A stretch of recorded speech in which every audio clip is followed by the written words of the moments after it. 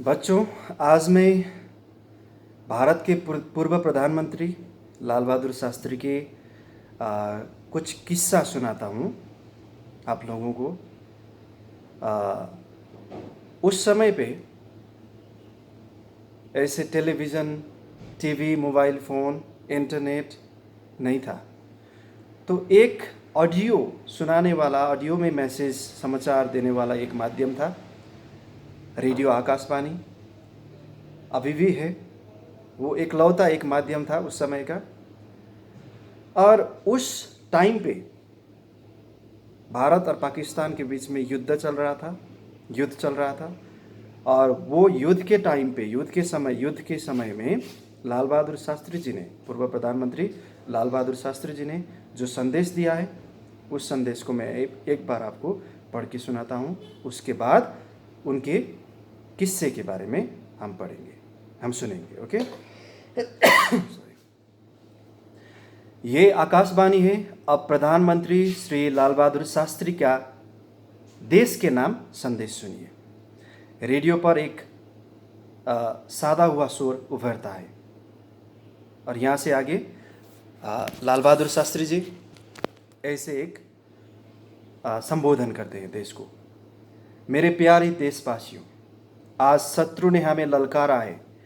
अहिंसा और शांति की हमारी नीति को उसने कायरता समझा है। कश्मीर में उसने घुसपैठ भेज दिए, सीमा पर भारी हथियारों से हमला कर दिया।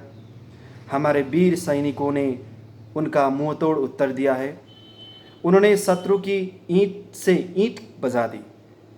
हमारे बमवर्षक विमानों ने शत्रु के सभी महत्वपूर्ण सैनिक हवाई अड्डे तहस नहस कर दिया। शत्रु अमृतसर में सुबह की चाय पीने और दिल्ली किले में रात्रि भोज के सपने देख रहा था। हमने अपने सैनिकों को लाहौर में एक चहलकदमी का आदेश दिया है।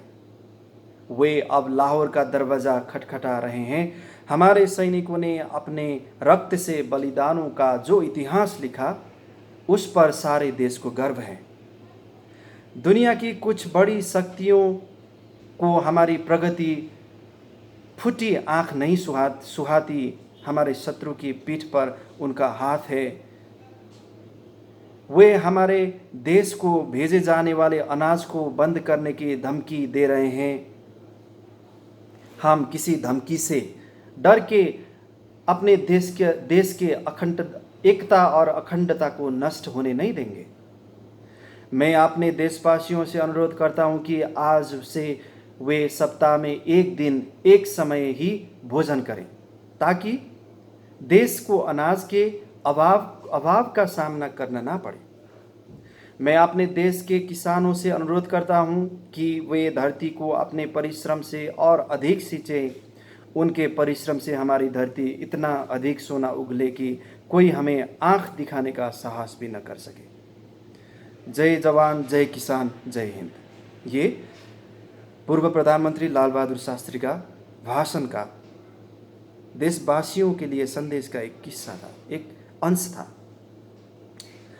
सितंबर 1965 में भारत पाक युद्ध के दौरान प्रधानमंत्री के ऐसे प्रेरक शब्दों को सुनकर सारे देश में राष्ट्र प्रेम की भावना उत्पन्न हो गई।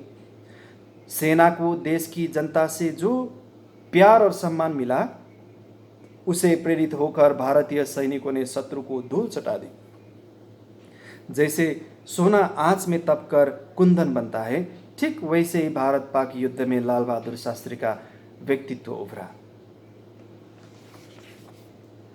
लाल बहादुर शास्त्री का जन्म 2 अक्टूबर 1904 में वाराणसी के मुगल सराय नामक स्थान पर एक अत्यंत साधारण कायस्थ परिवार में हुआ था।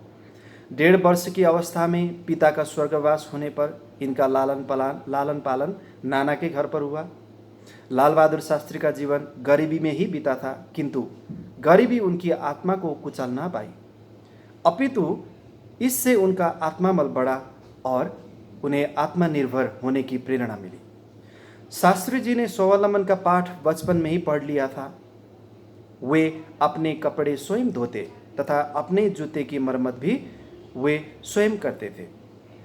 वे अपने घर से 8 मील दूर विद्या अध्ययन हेतु विद्यालय जाते थे। 8 मील दूर। कभी कभी पैसे पास न होने पर विद्या अध्ययन के लिए नदी में तैर कर जाते थे। पढ़ने लिखने में वो खूब परिश्रम करते थे। उनके व्यवहार से शिक्षक बहुत प्रसन्न होते थे। उनके जीवन की अनेक ऐसी घटनाएं हैं जो उनके व्यक्तित्व की गरिमा को व्यक्त करती हैं।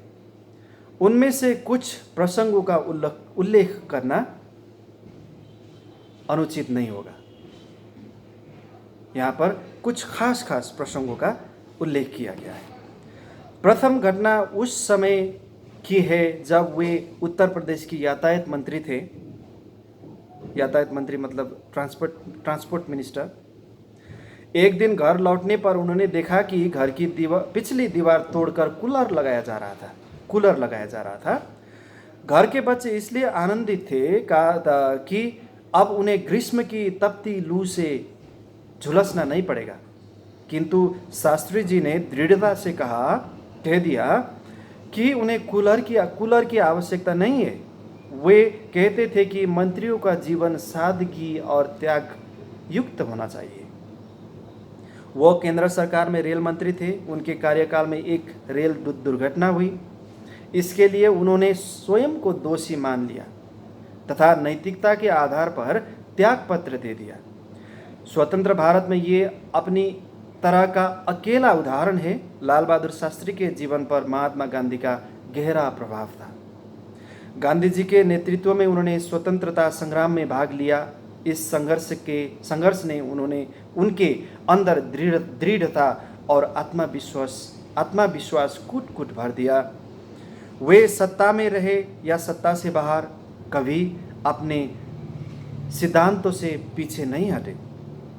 प्रधानमंत्री के रूप में 18 माह में ही उन्होंने सबका मन मोह लिया। उनके राजनीतिक विरोधी भी उनके प्रशंसक बन गए।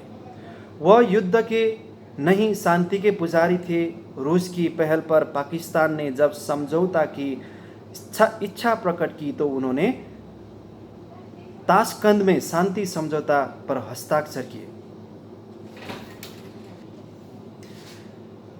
ताशकंद में ही भारत माँ का वीर सपूत 10 जनवरी 1966 को चिर निद्रा में सो गया। सारे देश में आंसू भरी आंखों से इस वीर नायक को अंतिम विदाई दी।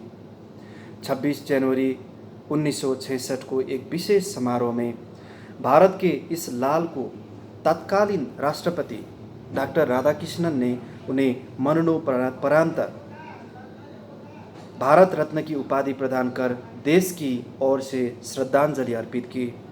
आज भारत का ये निष्काम कर्मयोगी हमारे बीच में नहीं है, किंतु उनका हिमालय सा उन्नत, निर्मल और त्यागमय व्यक्तित्व हमें उनके पद चिन्हों पर चलने के लिए निरंतर प्रेरित करता है।